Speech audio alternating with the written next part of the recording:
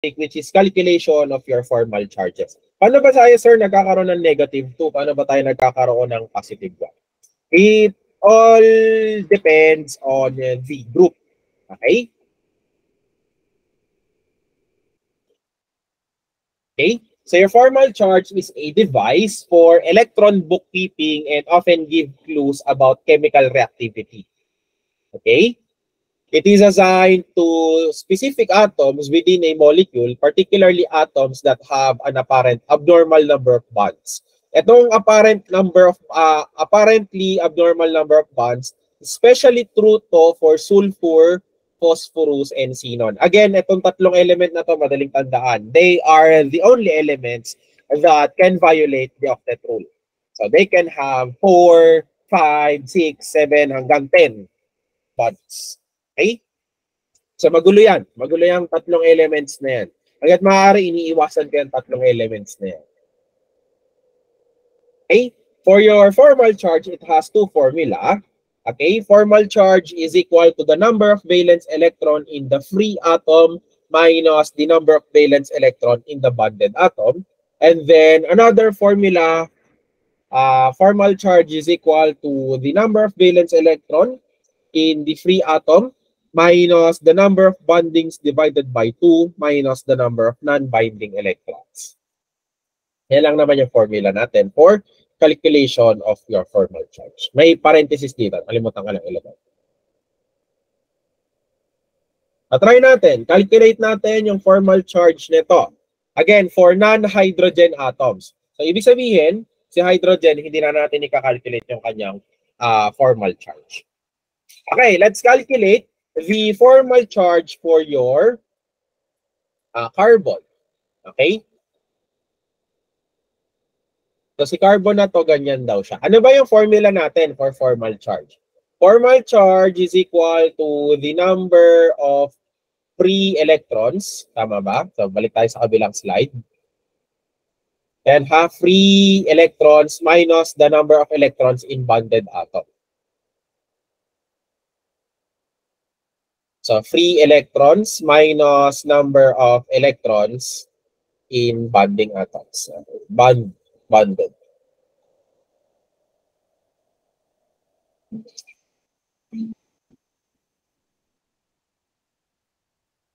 Sorry, may pangatlong formula to. Mas madali. Formal charge is equal to group number minus number of electrons. Yeah, mas madali yan. Actually. Ito yung itry natin na formula ha, itong pangatlo. Okay? So for carbon, since ang kanyang group, ganyan yung structure ni carbon natin. Yung kanyang group number is 4, formal charge 4, no, minus number of electrons. So 1, 2, 3, 4. Okay? So 0 yung kanyang formal charge. Gets?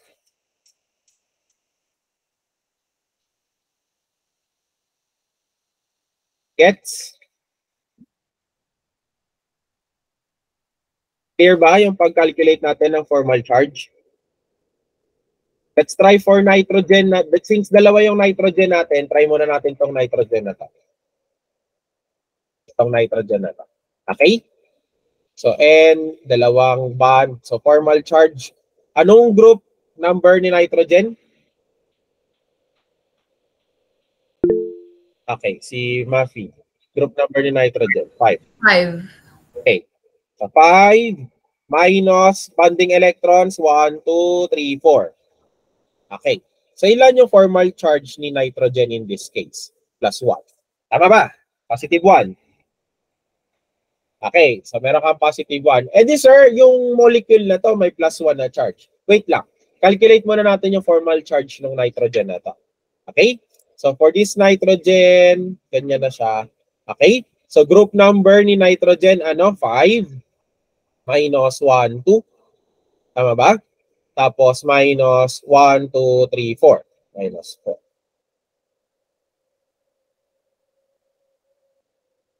So, ilan yung formal charge of this nitrogen. Okay, si Rex. -1 po. Okay, so -1. So therefore, no, since si carbon, ang kanyang formal charge ay 0, si nitrogen sa gitna may +1 na formal charge, and then for nitrogen sa pinakakanan, may -1 siya na formal charge. Ang pinaka-charge nitong molecule na to ay 0. So pag-aadin nyo lang yan.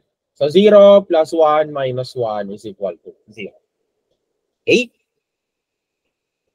So tuturo ko na yung shortcut.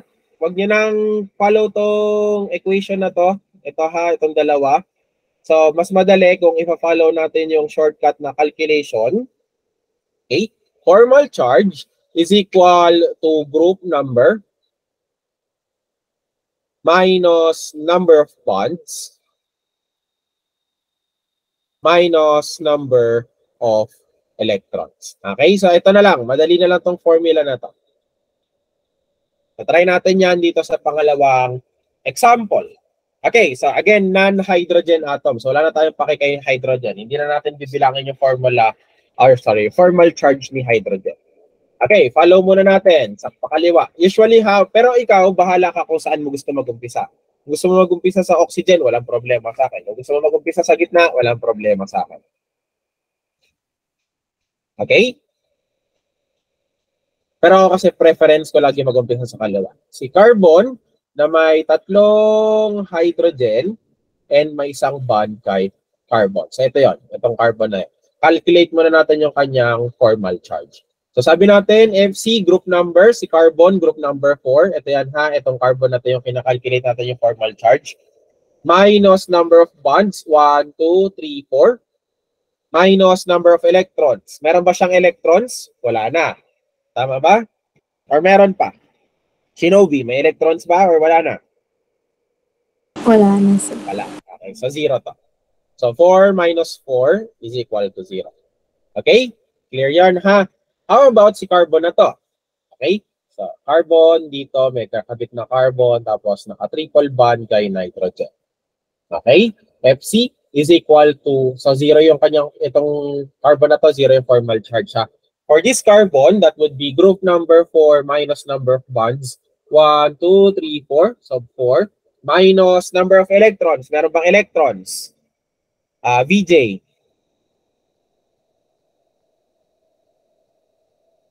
Tulog na si Sir? VJ. Yes, VJ. Meron ba electrons? 1, 2, 3, 4, 5. Meron pa po, dalawa po. Meron? Sure ka? So wala. Wala siyang electrons. Ipapakita naman guys doon sa molecule kung may electron pa siya. Kagaya nito sa oxygen or sa nitrogen. Pinapakita. But since si carbon dito wala na, 0. Anyway, kung magkakaroon man niya ng electrons, mababiolate niya yung octet rule. Bakit sir? So meron kang 2 na electrons plus 1, 2, 3, 4 times 2. So ilan na yan? 10. So mababiolate niya yung octet rule. So bawal ka na magkaroon ng electrons. Okay, so always recall that almost all of your elements or atoms follows the octet rule. Okay, the only elements that can violate the octet rule is your sulfur, phosphorus, and xenon. Okay, so in this case, yung formal charge ng ating carbon ay 0. So itong carbon na to, 0 din.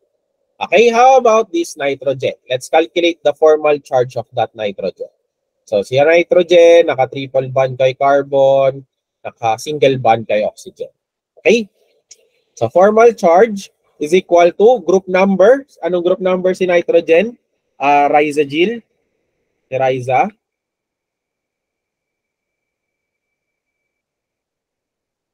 Anong group number si nitrogen? Riza.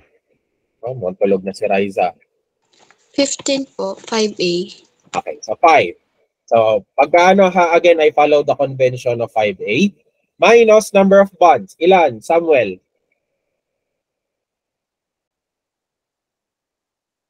Ilan yung bonds natin, Samuel? 4. Okay? May electrons pa ba tayo, Althea? Number of electrons, Althea? Meron pa po. Meron? Sure?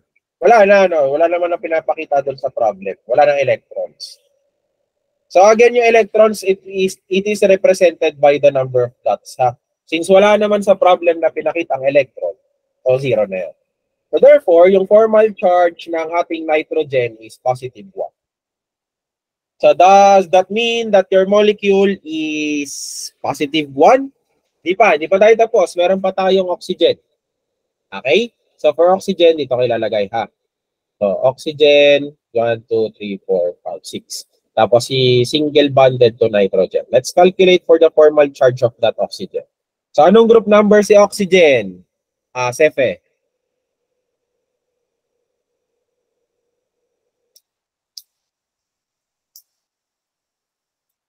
Tulog na din si Sefe. 6, sir. Okay, 6. Sige. Okay lang. 6 minus number of bonds, 1. Minus number of electrons. Ilan yung electrons natin, Jamil? 6 po, sir. 6. So, 1, 2, 3, 4, 5, 6. Sir, saan nyo nakuha yan? Dito sa problem. Ayan, nakalagay. 1, 2, 3, 4, 5, 6. So, therefore, yung formal charge ng oxygen natin ay negative 1.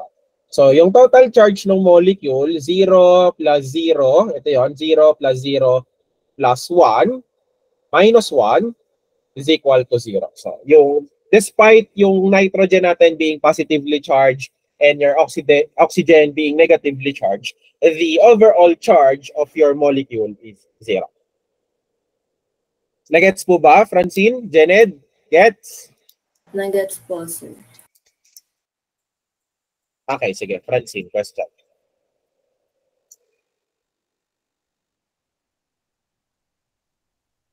Yes. In this case, sa formal charge, hindi natin binibilang yon, Francine, ha? Ang binibilang talaga natin sa formal charge is just the number of bonds. Kung ilan yon, literal na number of bonds. Pero yes, tama ka. Tama yung sinasabi ni Francine. For triple bonds, this is equivalent to 6 electrons. Okay, so tama si Francine, ha? Pero in the formula of your formal charge, ang binibilang natin na number of bonds is literally the number of bonds. Okay, Francine? Bale, sir, kung binibilang po yung triple bond, 3 lang po yung binibilang. Yes, 3 lang. Okay. Si Princess may question? Sir, ilan po ang maximum bonds na pwede po? 4. Okay, Okay. 4. Kasi 4 hanggang octet rule kayo. Pero again, sabi ko kanina, purahin ko na to ha. For group number 4, elements such as your carbon, they can form 4 bonds. Okay, ulitin ko ha for the benefit of everyone. Oxygen and sulfur, since they are part of group 6, they can form 2 bonds. Okay, for nitrogen and phosphorus, since they are part of group 5, they can form 3 bonds. And then for halogenic elements, fluorine, chlorine, bromine, and then iodine, they can form 1 bond. Okay? Again, ni-repeat ko lang for the benefit of everyone.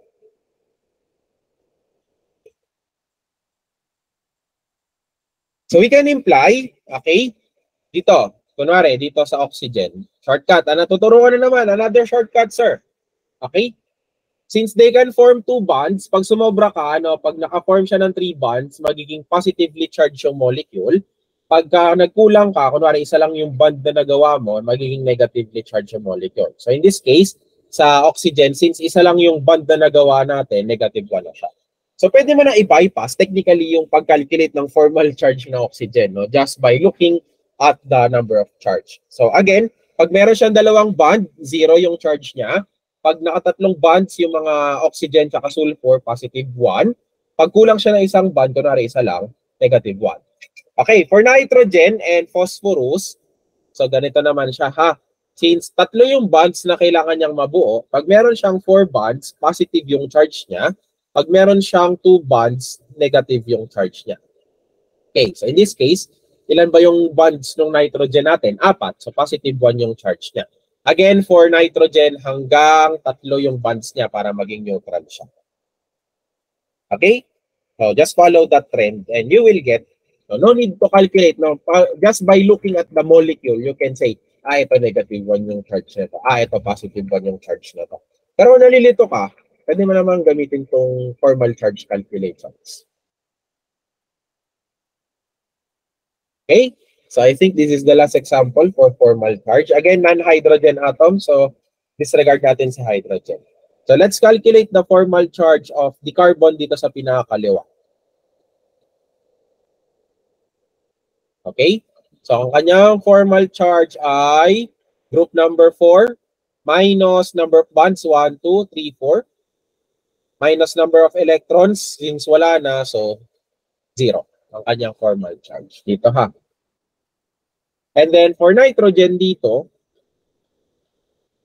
nitrogen na naka-triple bond kay carbon, tapos naka-single bond kay carbon, ang kanyang formal charge is equal to group number 5, si nitrogen, minus number of bonds, 1, 2, 3, 4, minus 4. May electrons pa ba? Wala. So, 0. So, ang kanyang formal charge ay positive 1. Okay. And then, for carbon sa pinaka-kanan, so naka-triple bond yan kay nitrogen, tapos meron siyang 2 electron. Ang kanyang formal charge ay equal sa group number ni carbon 4 minus number of bonds 1, 2, 3 minus number of electrons 2. So, negative 1. So, positive 1, negative 1. So, ang total charge ng molecule ay 0. Nagets? Clear ba, Francine, Janet? Clear naman po. Clear ha? Sure? Eh, sir, may question lang po. Sige. Janet, Paano yes. po malalaman kung pag chine-check po kung saan po yung katabi? Kung yung left po bang side o yung right side? Yung pag Follow mo lang yung yung bonding logic, Janet. For example, itong carbon na to, saan siya nakakabit? Dito, sa nitrogen na to, tsaka sa 3 hydrogen. Itong nitrogen na to, saan siya nakakabit? Dito sa carbon na to, tsaka dito sa carbon sa kanan. Yan ba yung question mo, Janet? Or may iba ka pang gets na po. Okay, gets na. Sige. Follow mo lang yung bonding logic. Okay? Question about your formal charge. We're now going to discuss your chemical structures. Okay? So we can